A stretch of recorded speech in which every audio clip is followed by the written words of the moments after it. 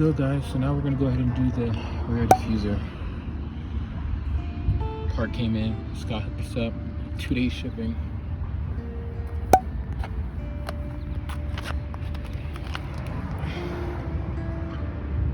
So I probably should have watched a few videos on this before, but we're gonna go ahead and wing it and see if we can get it done. So here's a quick before.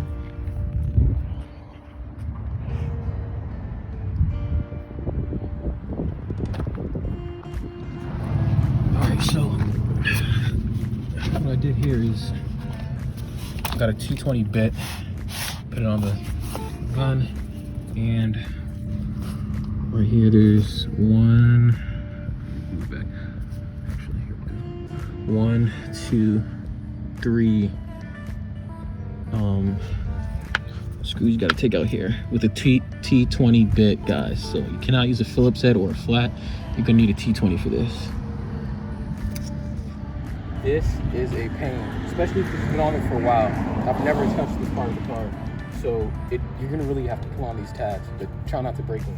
So I'm about halfway through. We're gonna go ahead and get this finished out, and then I'll pull the plastic off of the new diffuser and get it installed. Pull the diffuser off. As you see, here it is, and here's how it looks without it. What do you guys think? Should I just leave it like this? A little full race car. So here is the old diffuser right here. I'm not gonna touch it too much because I don't want to get these gloves in. And this is the new diffuser from ECS Tuning. Looks really nice gloss finish. I'm not really a fan of carbon fiber, guys, so I used to be a fan of carbon fiber, not anymore. So we're gonna get this put on. Stay tuned. It should look pretty nice. Diffusion on. Here it is. It looks so much more aggressive. We're gonna go ahead and get the car washed up, and I think it's time to order some more exterior parts.